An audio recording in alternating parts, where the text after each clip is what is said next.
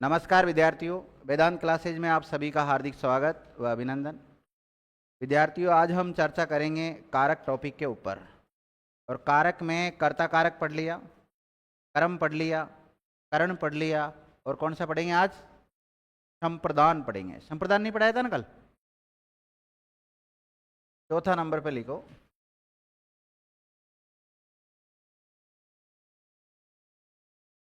संप्रदान कारक।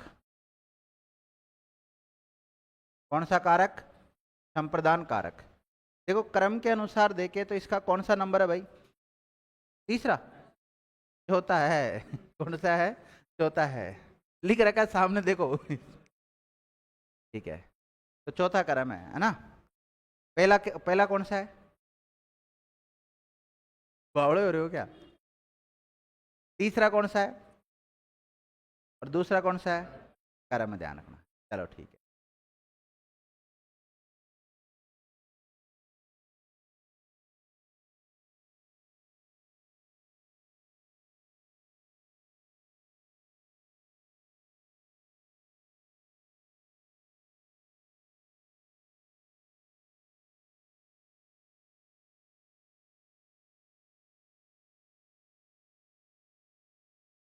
मतलब संप्रदान का मतलब संपूर्ण रूप से दे देना। लिखो, संप्रदान शब्द का शाब्दिक अर्थ संपूर्ण रूप से देना होता है। संपूर्ण रूप से देना होता है।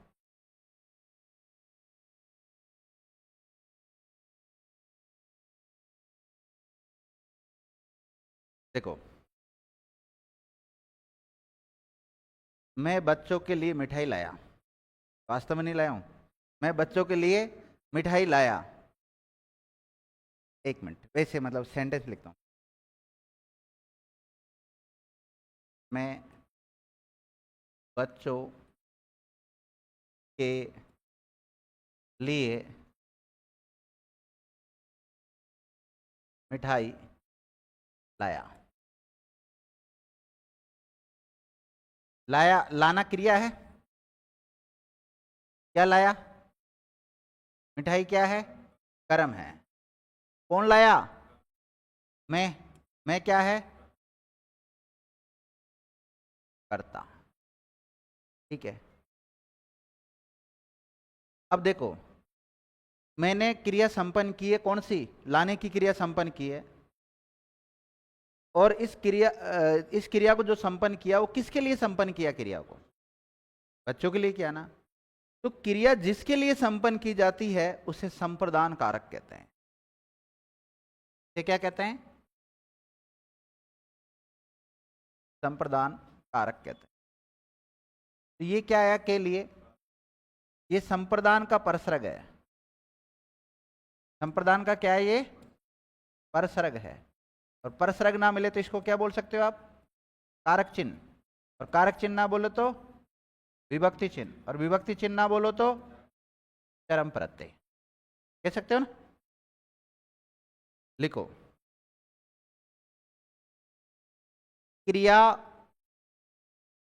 जिसके लिए संपन्न की जाती है,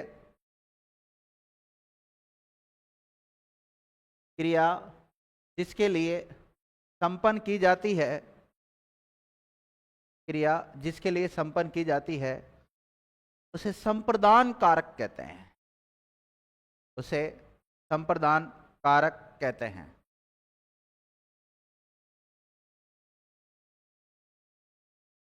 लिख लिया? अब जब हमने इसकी संप्रदान कारक की टेबल बनाई थी तो उसमें आपको दो इसके कारक चिन्ह बताए थे। एक तो के लिए बताया था और एक को बताया था।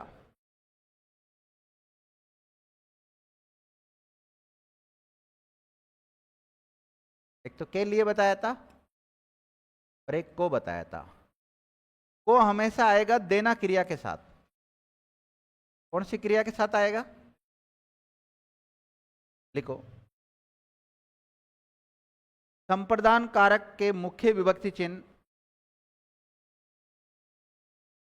के लिए और को होता है। और अगर एक ही पूछे कि एक ही बताओ तो कौन सा बताना आपको? के लिए बताना, ध्यान रखना, के लिए और को होता है। लिखो, को विभक्ति चिन्ह का प्रयोग, को विभक्ति चिन्ह का प्रयोग देना क्रिया के साथ किया जाता है।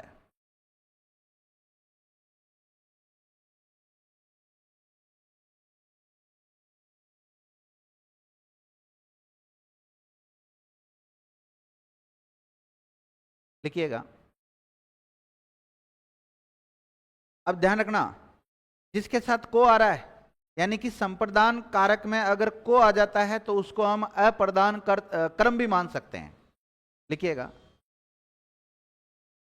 संप्रदान कारक में या संप्रदान कारक के साथ को विभक्ति चिन्ह आता है तो उसे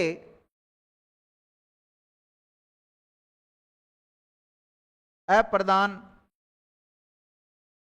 क्रम भी माना जा सकता है। अप्रदान क्रम भी माना जा सकता है।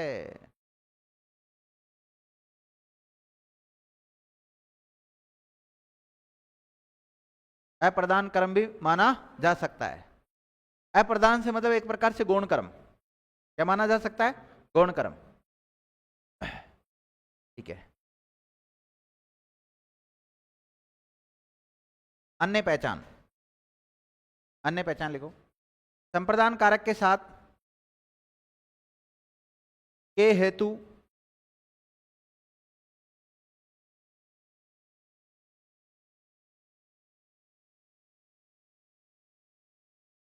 के वास्ते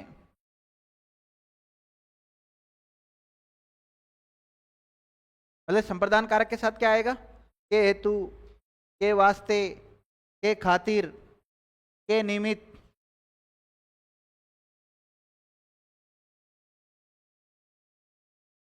के निमित्त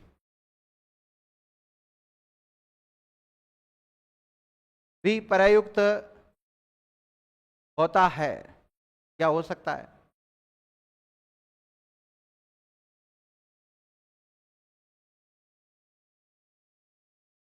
लिख लिया? लिखो, उदाहरण,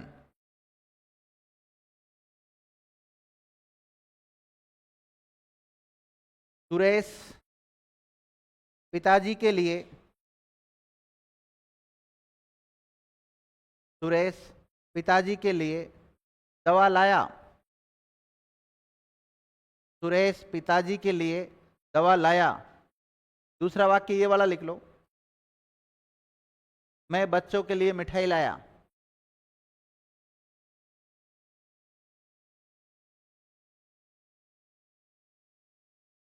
देखो, मैंने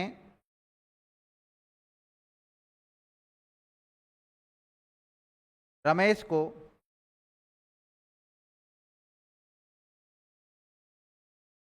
किताबें दी।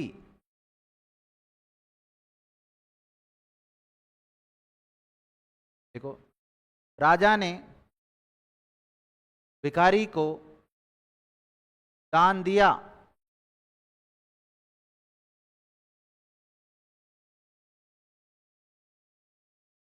देखो, सेठ जी ने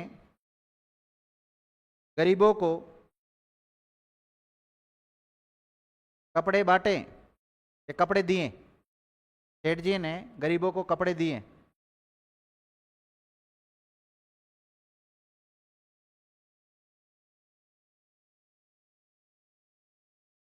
देखो, पेट के वास्ते व्यक्ति क्या क्या नहीं करता। पेट के वास्ते व्यक्ति क्या क्या नहीं करता।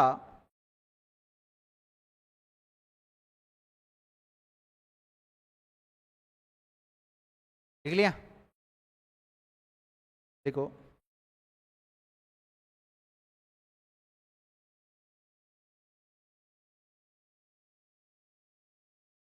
मैं आपके वास्ते, मैं आपके वास्ते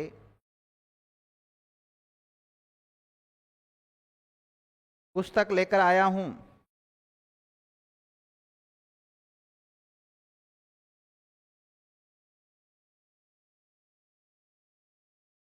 सीता माता जी के खातिर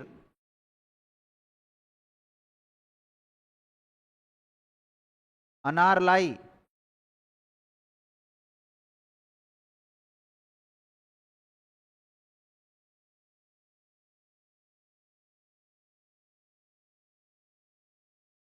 देखो, प्रधानमंत्री नरेंद्र मोदी जी ने किसानों को मुआवजा दिया।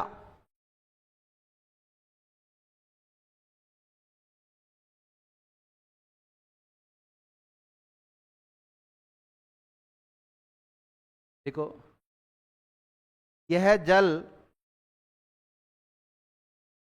पूजा के निमित्त है।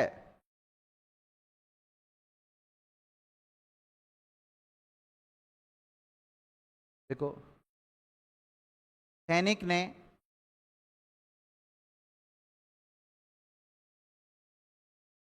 देश की रक्षा हेतु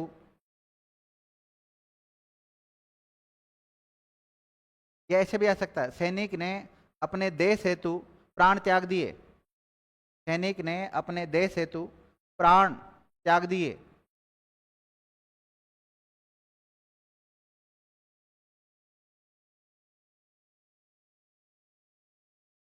ठीक है, इसमें आप सब, अब ये जो संप्रदान कारक है वो छाटो, जितने भी वाक्य लिखा है ना उनमें।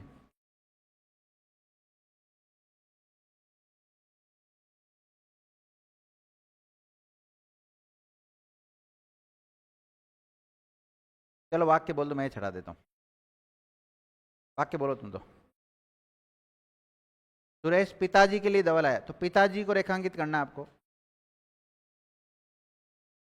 मैं बच्चों के लिए, बच्चों को रेखांकित करना है। रमेश को रेखांकित करना है। देना क्रिया के साथ को आता है। राजा ने भिखारी को दान दिया, भिखारी आ जाएगा। गरीब आ जाएगा, गरीबों को रेखांकित कर लो। पेट आ जाएगा, और के वास्ते उसकी पहचान है। मैं आपके वास्ते, आपके को रेखांकित कर लो। माताजी को रेखांकित कर लो।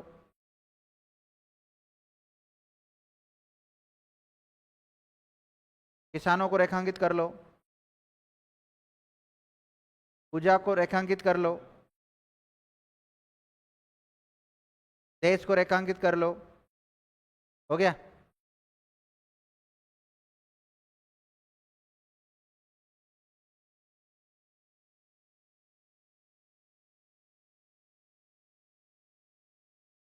अपादान कारक कौन सा? अपादान कारक। और अपादान कारक की विभक्ति चिन्ह होती से। कौन सी होती? से। वो भी अलग होने के भाव में, पृथक होने के भाव में। सामान्यतः तो यही सीखते आए हम अब तक, लेकिन और भी बहुत सारी पहचान होती है, ध्यान रखना। लिखिएगा, अपादान कारक लिखो। लिखो, अपादान शब्द का शाब्दिक अर्थ अलग होना होता है।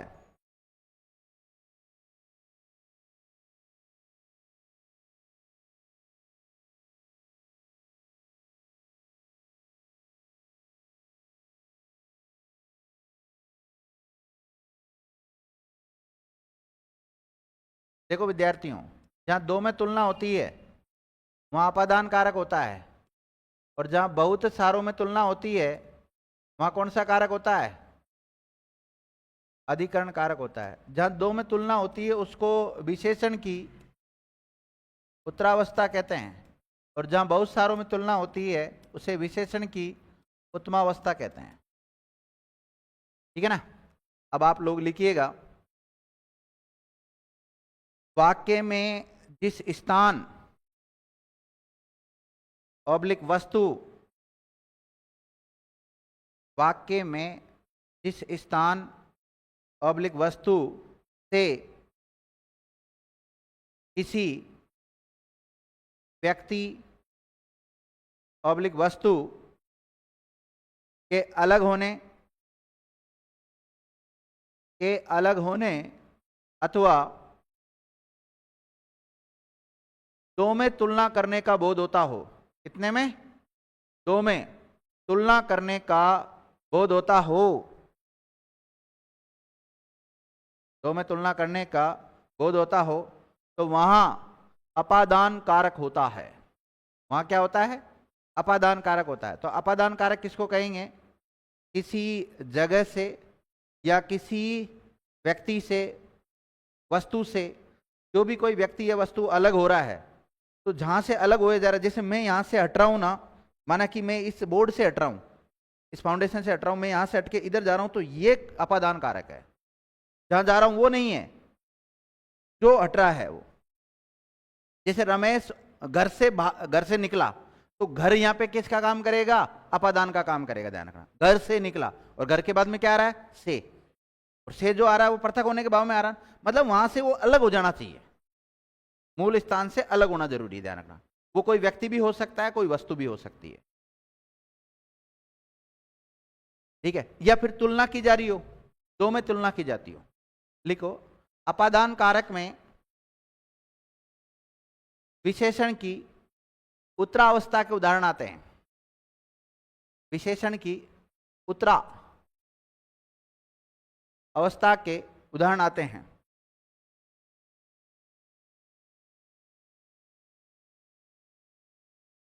विशेषण की उत्तरावस्था के उदाहरण आते हैं। जब विशेषण की हम तीन अवस्थाएं पढ़ते हैं, कौन कौन सी होती है बोलो? एक तो मूलावस्था होती है, एक उत्तरावस्था होती है और एक उत्तम अवस्था होती है। मूल अवस्था में किसी प्रकार का कोई प्रत्यय नहीं आता, लेकिन उत्तरावस्था में कौन सा प्रत्यय आता है? तर प्रत्यय आता है। इसमें कौन सा आता है? तम प्रत्यय। इंग्लिश मीडियम वाले बच्चे इससे सीख सकते हैं कि डिग्री अवस्था को, विशेषण की जो अवस्था है उसको इंग्लिश में क्या बोलते हैं? डिग्री। इसको पॉजिटिव, इसको कंपैरेटिव और इसको सुपरलेटिव कहते हैं। गुड, बेटर, बेस्ट, कठिन, कठिनतर, कठिनतम। इसमें तर आएगा, इसमें तम आएगा। ध्यान रखना। और फिर तो पूरा विशेषण टॉपिक पढ़ोगे तभी समझ में आएगा, सारी बातें हम यहाँ पे नहीं कर सकते हैं। तो क्या लिखा आपने यहाँ? विशेषण की उत्तरावस्था के उदाहरण आते हैं। लिख लिया? अब केवल इतना ही नहीं है कि आप सोचो कि पृथक होने का भाव हो और दो में तुलना करने का भाव हो, उसे ही हम अपादान कारक कहते हैं। इसके अलावा भी कई सारी पहचान है। तो जो भी पहचान है, अधिकतम पहचान हम लिख लेते हैं। अब देखो, इसके जो अपादान कारक है उसके साथ कौन सा विभक्ति चिन्ह आता है? से विभक्ति चिन्ह आएगा। लिखिएगा, अपादान कारक का मुख्य विभक्ति चिन्ह से होता है।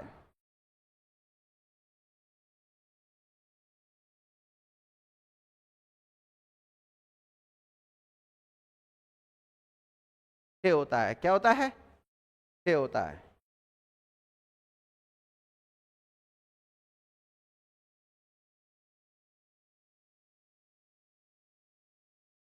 देखो, अन्य पहचान।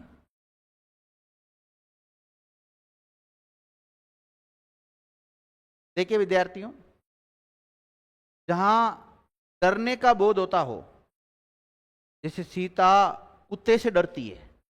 किससे डरती है? कुत्ते से डरती है, तो कुत्ता यहां पे अपादान का काम करेगा।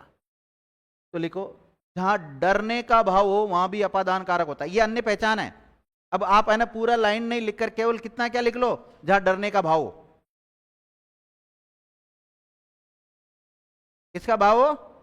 डरने का भाव हो, वहां पर भी क्या होता है? अपादान कारक होता है विद्यार्थियों। अगला जो इसकी पहचान है वो ये लिख सकते हो, जहां बचाने का भाव हो।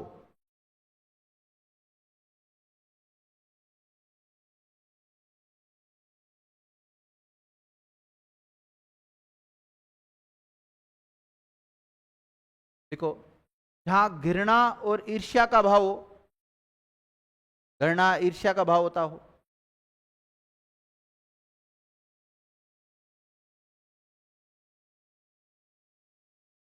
जहां लज्जा का भाव होता हो। किसका भाव होता हो? जहां लज्जा का भाव होता हो। लिख लिया।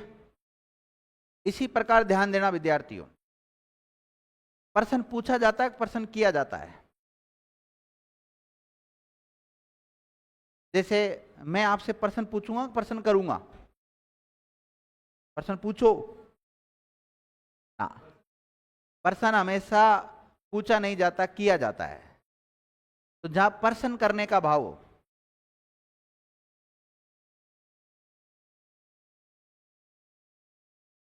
जैसे सुनना मेरी बात, शिक्षक ने छात्रों से प्रश्न पूछा, एक वाक्य ये, शिक्षक ने छात्रों से प्रश्न किया, तो इसमें जो शुद्ध वाक्य होता है ना, उसमें प्रश्न किया होगा, ध्यान रखना। लिखो, जहां प्रश्न करने का भाव होता हो वहां पर भी कौन सा कारक होगा? ये सब अपादान कारक की पहचान बता रहा हूं। जहां से कोई कार्य आरंभ हो रहा हो,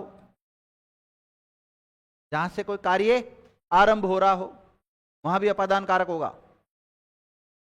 इससे पहले हम अपादान कारक का मतलब ये समझते थे कि भाई से आ जाए और पृथक होने का भाव होना चाहिए, लेकिन उसके अलावा ये सारी पहचान जो आपको लिखा रहा हूं, डरना, बचाना, घृणा, ईर्ष्या, लज्जा, प्रश्न करना या कार्य का आरंभ होना, वहां पर भी क्या होता है?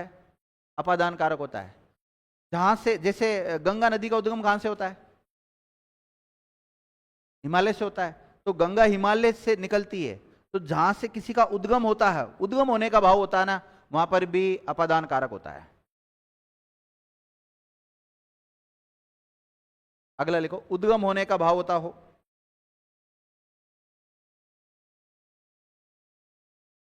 उद्गम की जगह पे हम उत्पत्ति लिख सकते हैं,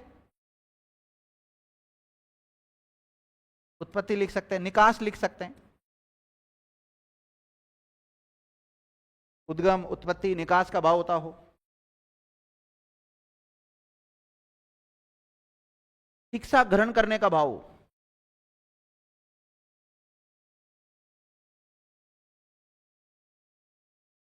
शिक्षा ग्रहण करने का भाव होता हो।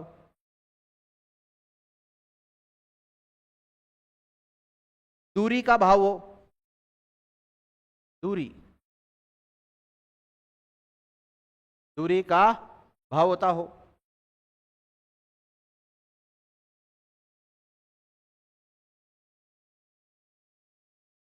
मुक्त होने का भाव हो, मुक्त में मतलब एक पृथक हो गया वो, तो मुक्त होने का भाव हो।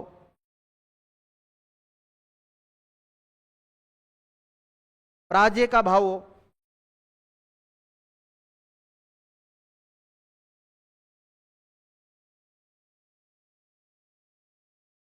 वहां पे ऐसा एग्जाम में जरूर नहीं है आपको उदाहरण दिए जाए, एग्जामिनर कुछ भी पूछ सकता है। वो पूछ सकता है जब वेर का भाव होता हो, ईर्ष्या का भाव होता हो, वहां पर कौन सा कारक होता है? अपादान कारक होता है। तो यहां पे एक वेर भी लिख लेना, वैर, दुश्मनी होती है ना, शत्रुता। डबल ही तो लिखा, तो बेर ना, वेर होता है, वेर होता है वो। बेर गलत बोलते हैं, बेर नहीं होता, वेर होता है।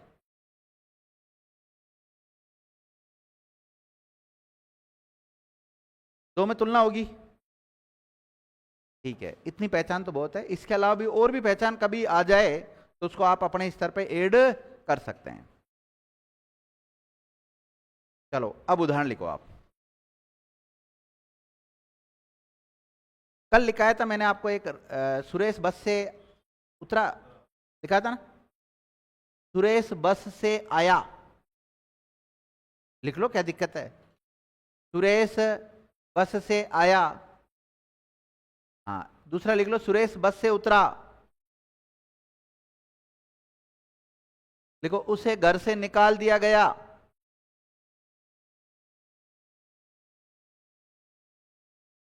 पक्षी पिंजड़े से उड़ गए।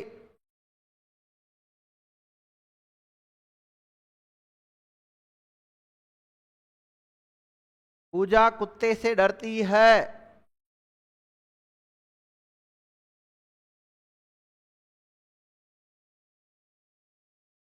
पूजा बहुत जोर जोर से हंसती है। पूजा बहुत जोर जोर से हंसती है।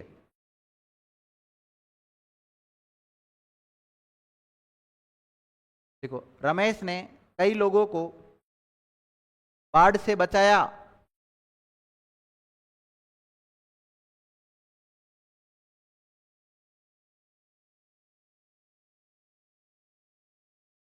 देखो, अपराधी पुलिस से डरते हैं।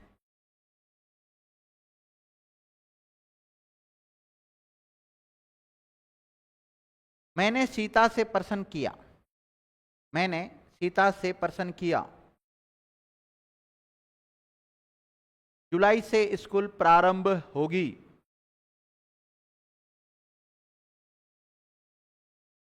अर्जुन ने गुरु द्रोणाचार्य से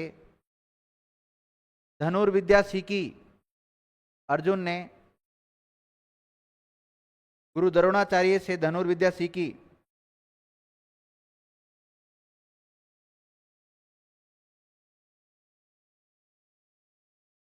लिख लिया? लिखो, अध्यापक से विद्यार्थी पढ़ रहे हैं।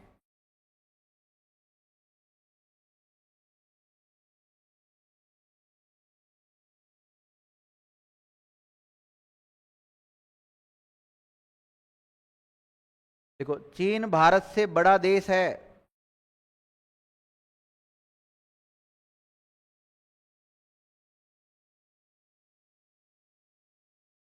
राम श्याम से होशियार है।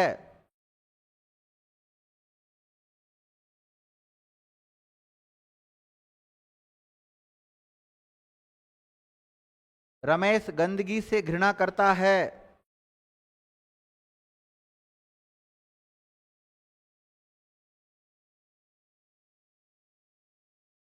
सीता गीता से ईर्ष्या करती है, ईर्ष्या रखती है।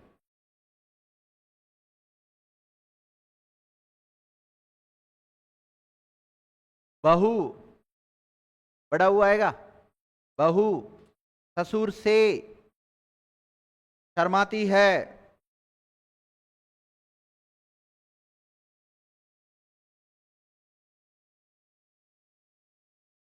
वह घर से बाहर गया।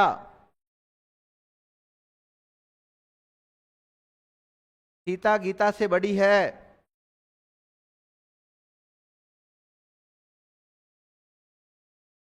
रमेश का व्यवहार सुरेश से भिन्न है। रमेश का व्यवहार सुरेश से भिन्न है।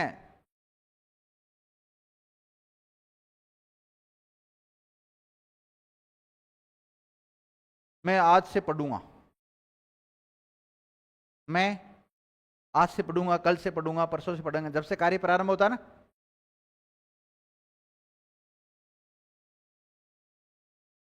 देखो, एक छोटा बच्चा अपने माता पिता से सीखता है।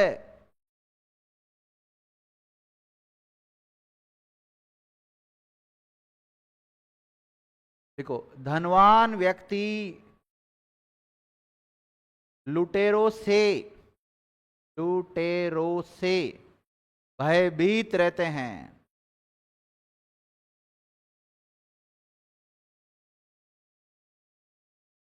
देखो, रमेश ऋण से मुक्त हो गया।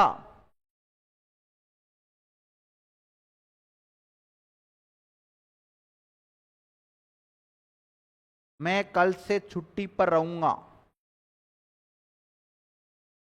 रह भी सकता हूं, वैसे नहीं रहूंगा। आज संभावना थी छुट्टी की, बहुत भयंकर कारण था, लेकिन ठीक हो गया। मतलब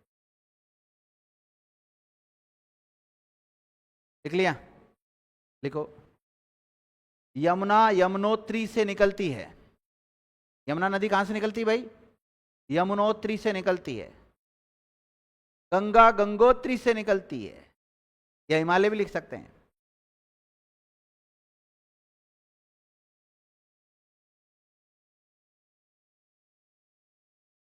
हे ईश्वर, मुझे इन बच्चों से बचाओ।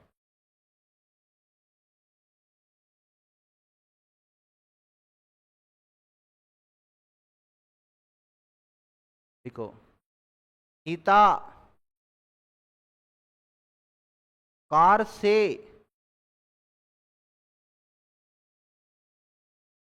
जयपुर गई।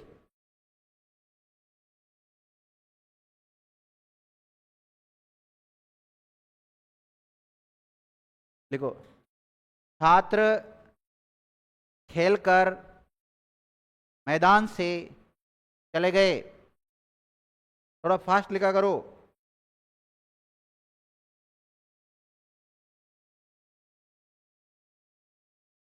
देखो, बच्चे शिक्षक से शर्माते हैं। कोई नहीं शर्माता आजकल। देखो, परसों से एक दिवसीय मैच शुरू होंगे। वनडे मैच होते हैं ना।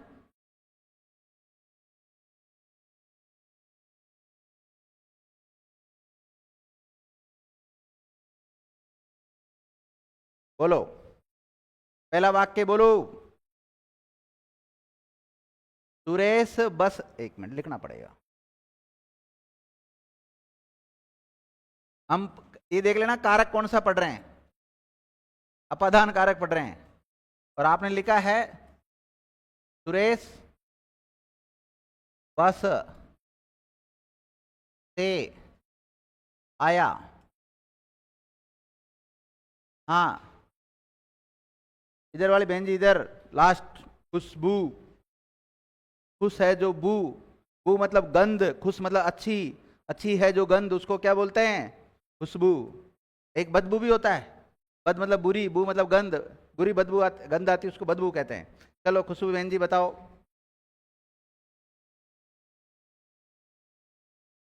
समास पढ़े थे क्या आपने मेरे से?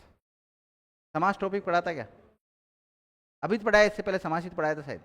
हाँ, कर्मधारी नहीं पढ़ा, समास तत्पुरुष पढ़ा। बता, खुशबू शब्द में कौन सा समास है?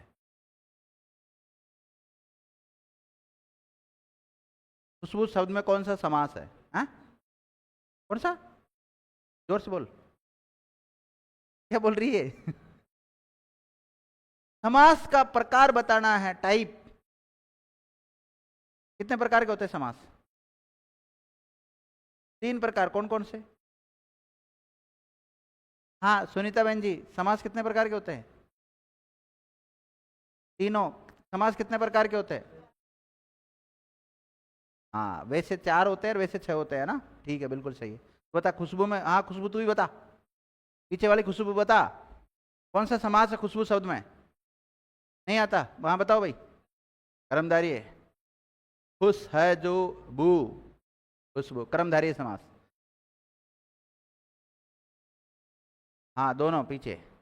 कौन सा प्रत्यय है? अच्छा, बस। अरे प्रत्यय नहीं, उपसर्ग है। हाँ चलो कोई नहीं। ये बताओ, तुम तो अब टॉपिक से भटक जाते हैं कई बार। सुरेश बस से आया, इसमें अपादान कारक बताओ। Very good. इसमें अपादान कारक है ही नहीं है। मैंने तो वैसे सेंटेंस लिखा दिया आपको। अपादान कारक में लिखाया है, गलती से लिखा दिया। गलती से नहीं, मैंने जानबूझ के लिखाया है। तो ये जो सुरेश बस से आया, इसमें जो बस है वो साधन का काम कर रही है। यहाँ अपादान कारक नहीं है, यहाँ करण कारक है। इसको रेखांकित करके लिख लेना, ये करण कारक का उदाहरण है, अपादान का नहीं है। और बस को रेखांकित करना है आपको। दूसरा वाक्य बोलो। हाँ, सुरेश बस से उतरा, इसमें बस से अलग हो गया ना, तो ये यहां पर अपादान कारक है। अपादान कारक है। अगला बोलो। उसे घर से निकाल दिया, तो घर यहां पर अपादान का काम करेगा, घर से अलग हो गया ना, तो घर को रेखांकित कर लो, अपादान कारक हो जाएगा। पक्षी पिंजड़े से, पिंजरा नहीं होता, पिंजड़ा या पिंजड़े, पक्षी पिंजड़े से उड़ गए, तो पिंजड़े को रेखांकित करो। बताओ किससे अलग हुए पक्षी? पिंजरे से अलग हुए हैं। आगे बोलो। पूजा कुत्ते से डरती है, कुत्ते को रेखांकित करना है, क्योंकि जहां डरने का भाव होता है वहां कौन सा कारक होता है बताओ? अपादान कारक होता है। आगे बोलो। पूजा बहुत जोर जोर से हंसती है, सीताराम बताएगा इसमें कारक।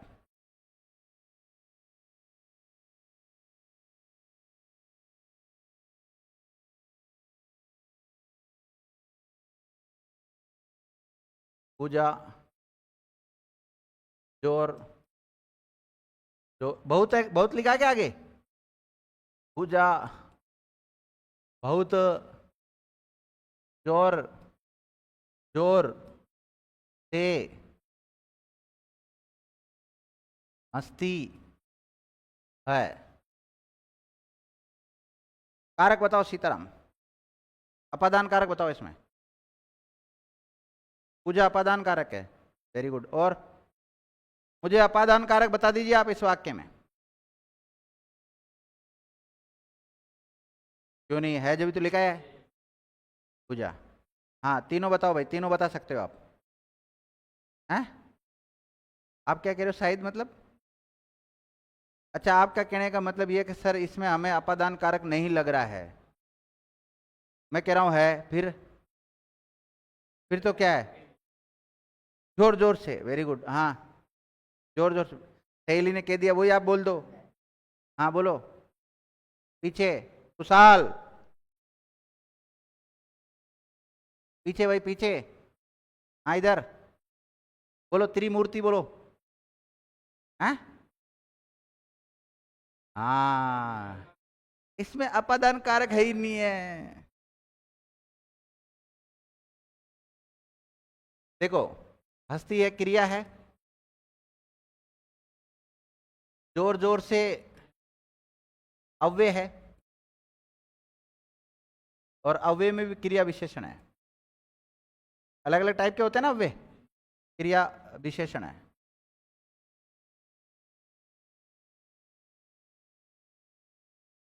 अव्यय को हम अविकारी शब्द कहते हैं। बहुत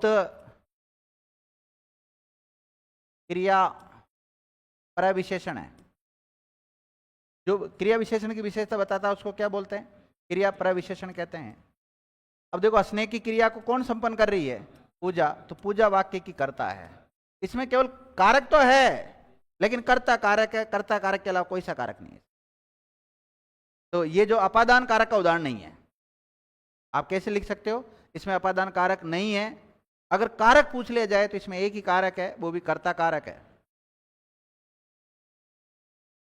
अरे तो बहन जी ऐसे थोड़ी होता है कि से जहां जाए वहां लग जाओ। ऐसे से तो वहां भी आया करण कारक में, केवल से को पकड़ के आप रह रहे हो। इतनी पहचान बताई, उनको नहीं पकड़ रहे हो। से को इसलिए पकड़ रहे हो आप, आपकी गलती नहीं है, क्योंकि आपने शुरू से जो कारक पढ़ा है ना, अपादान में से पृथक होने के भाव में। यहां कहां पृथक हो रही है बताओ? पृथक भी तो नहीं हो रही ना। और फिर उसमें देखो भी सही, संज्ञा सर्वनाम के शब्द प्रयुक्त होते हैं इसमें, तो ये तो अव्यय आ गया। आगे बोलो। रमेश ने कई लोगों को बाढ़ से बचाया। बचाने के भाव में क्या आता है? अपादान कारक हो सकता है। बाढ़ को रेखांकित कर लो। डरने के भाव में आपको पता है अपादान कारक हो सकता है। अब एक मिनट वापस बोलना क्या है? अपराधी पुलिस से डरते हैं, पुलिस को रेखांकित कर लें आप। चल बता रेणुका, पुलिस शब्द क्या है? संज्ञायक सर्वनामक विशेषण क्रिया है। चार विकल्प आपके सामने है, आप कहते हो सर विकल्प दो, ऑप्शंस दो। तो पुलिस शब्द है, वो पुलिस शब्द क्या है? संज्ञा सर्वनाम विशेषण क्रिया। बता। संज्ञा है? कौन संज्ञा है? संज्ञा कितने प्रकार की होती है? 3 भी होती है, 5 भी होती है। तो बता, व्यक्ति है, जाति है, भाव है, द्रव्य है, समूह है? हैं? हाँ, जाति भी आ सकती है और समूह भी आ सकती है, दोनों आ जाए तो समूह, राइट। आगे बोलो। मैंने सीता से प्रसन्न किया। बताओ, सीता और उसके बाद में से भी आ रहा है, 5 पकड़ लो उसको। जुलाई से स्कूल प्रारंभ होगी, जुलाई को रेखांकित कर लो। जहां से कार्य आरंभ होता है ना, वहां पर अपादान कारक होता है। आगे बोले। अर्जुन ने गुरु द्रोणाचार्य से धनुर्विद्या सीखी। गुरु द्रोणाचार्य को रेखांकित कर सकते हैं आप, और केवल एक शब्द को करना है तो द्रोणाचार्य को कर लेना, क्योंकि उसकी विशेषता बता रहा है वो तो द्रोणाचार्य की। अध्यापक से विद्यार्थी पढ़ रहे हैं, अध्यापक को रेखांकित कर लो। शिक्षा ग्रहण करने का भाव बताओ। चीन भारत से बड़ा देश है। अब जिससे तुलना की जाती है, भारत से हो रही है तुलना, हाँ तो भारत होगा। भारत जिसके बाद में से आ रहा है ना, उसके पहला जो है वो अपादान कारक है। राम श्याम से होशियार है, श्याम को रेखांकित कर लो। राम नहीं आएगा, श्याम आएगा, ध्यान रखना।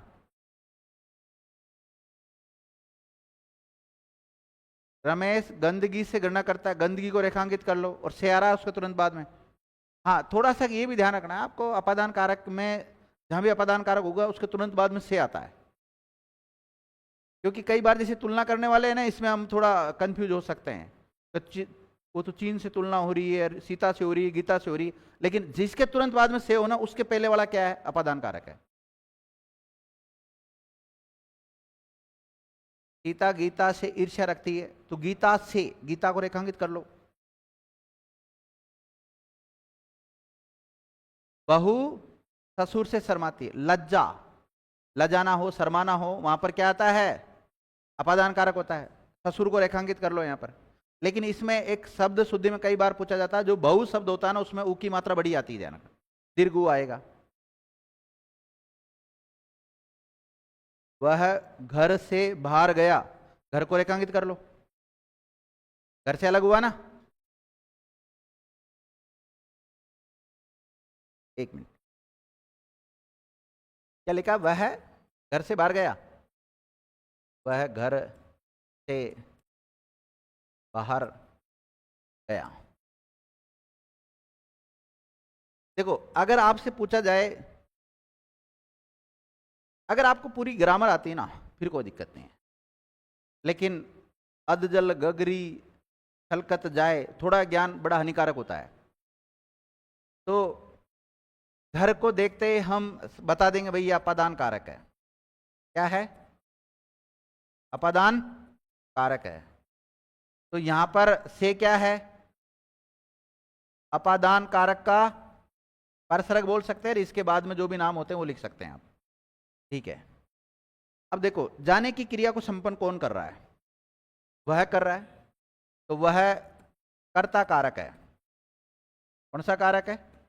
कर्ता कारक है। गया शब्द क्रिया है।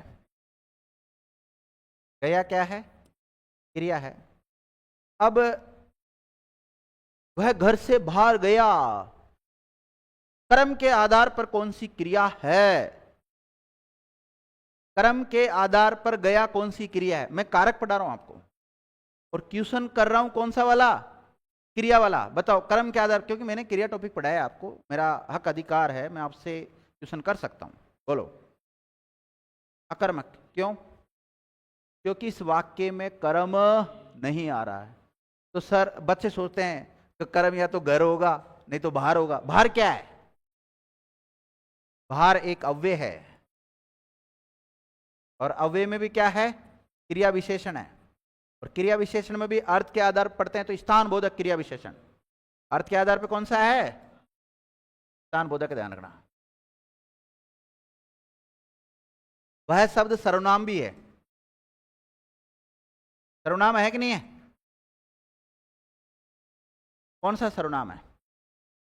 सर्वनाम के 6 उपभेद, 6 भेद होते हैं, उसमें से कौन सा है? पुरुषवाचक, निश्चयवाचक, अनिश्चयवाचक, संबंधवाचक, निजवाचक,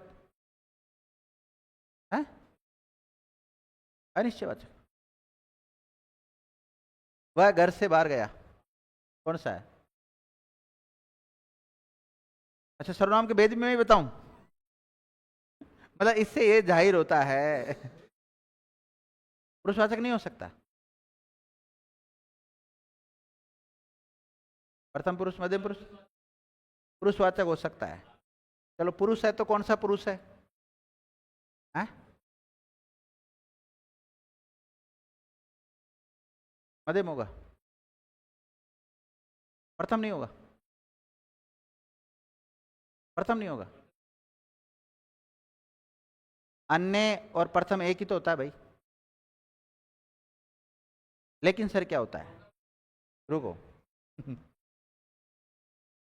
देखो पुरुषवाचक जो सर्वनाम होता है ना, ये 3 प्रकार के होते हैं। मुझे पता है आप लोग ये गलती करते हो। उत्तम पुरुष कहाँ गया फिर? हैं? उत्तम होता है, मध्यम होता है और अन्य होता है। और अन्य को ही संस्कृत में प्रथम पुरुष कहते हैं, और इंग्लिश में इसको पुरुष को पर्सन कहते हैं, और इसको फर्स्ट पर्सन, इसको सेकंड पर्सन और इसको थर्ड पर्सन। तो इसमें यहाँ वह, जैसे मैं बोल रहा हूँ आप सुन रहे हैं, हम थर्ड पर्सन की बात कर रहे हैं, वह घर से बाहर गया, अन्य में जाएगा। और अन्य को क्या कहते हैं? प्रथम कहते हैं। तो प्रथम क्यों नहीं जाएगा बता? आपको मैंने पढ़ा रखा है आप ये ना कहे कि मुझे क्या पता। ऐसे नहीं, आप चक्कर ये पड़ता है, देखो आप तीनों लैंग्वेज पढ़ते हैं, तो इस ऐसे कंसेप्ट को थोड़ा थोड़ा क्लियर करो।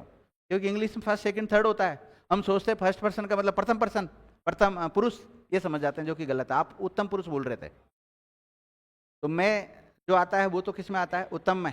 मैं तो किस में आएगा? मैं और हम तो उत्तम में आता है। और तू, तुम और आप और इनके जितने भी कार्य के रूप चलते हैं वो सारे मध्य में आते हैं।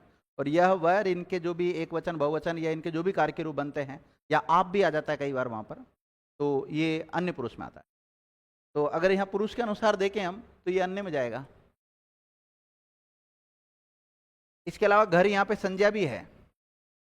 घर क्या है यहाँ पर? संज्ञा है। और घर कौन सी संज्ञा बताओ? व्यक्तिवाचक, जातिवाचक, भाववाचक? जातिवाचक है, घर है, स्थान को बता रहा है। देखो एक वाक्य में कितने कारक आ रहे हैं यहाँ पे? 2 कारक आ रहे हैं। मैंने लिखा था एक वाक्य में 1 से अधिक कारक आ सकते हैं। ये कारक का कौन सा रूप है? कारक के 2 रूप होते हैं। यह कारक प्रकृति के आधार पर 2 प्रकार के होते हैं, मूल और तिर्यक। बताओ मूलक तिर्यक कौन सा कारक है? मूलक तिर्यक वह कारक है कि नहीं है? है ना? अब मैं ये पूछ नहीं रहा हूं कर्ता कर्म करण संप्रदान अपदान, पूछ नहीं रहा हूं, मैं तो पूछ रहा हूं मूलक तिर्यक है। मूल, मूल क्यों? क्योंकि इसके साथ कोई विभक्ति चिन्ह नहीं आ रहा। इसमें विभक्ति का कौन सा रूप है? संश्लिष्ट या विश्लिष्ट? विभक्ति चिन्ह नहीं तो होगा ही नहीं। चलो अब आप वाक्य बोलते रहो, नहीं तो हम बहक जाएंगे। गीता गीता से बड़ी, 2 में तुलना की जा रही, ध्यान रखना। तो गीता को रेखांकित कर लो। गीता गीता से बड़ी, ये लिखा ना, तो गीता को रेखांकित कर लो। आगे बोलो।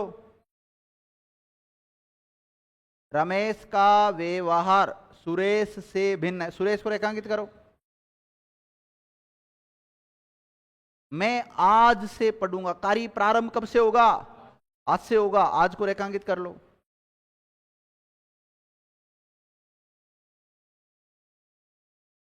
एक छोटा बच्चा अपने माता पिता से सीखता है, तो माता पिता को रेखांकित कर लो। ऋण को रेखांकित कर लो। मुक्त होने के भाव में अपादान कारक हो सकता है। कल को रेखांकित कर लो। कहां से निकलती है? यमनो, जहां से उद्गम होता है उसे अपादान कारक कहते हैं। गंगोत्री को रेखांकित कर लो। सीता कार से जयपुर गई। मनोज, कौन सा मनोज है तुम तीनों में? हाँ बता, इसमें अपादान कारक छाटो जल्दी। तो क्या है इसमें? इतने सारे वो दे रखे हैं मैंने आपको, हैं? नहीं, अपादान कारक छाटो ना आप तो।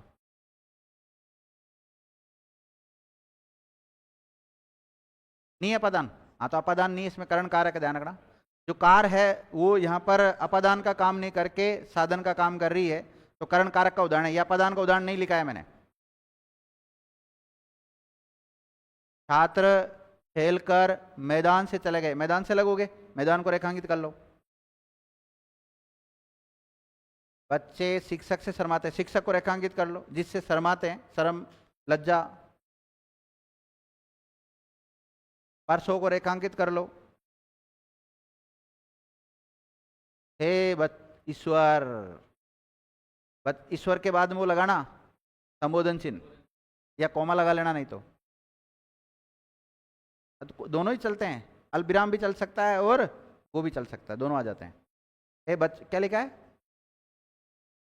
हे ईश्वर, इन बच्चों से बचाना, ये लिखा ना।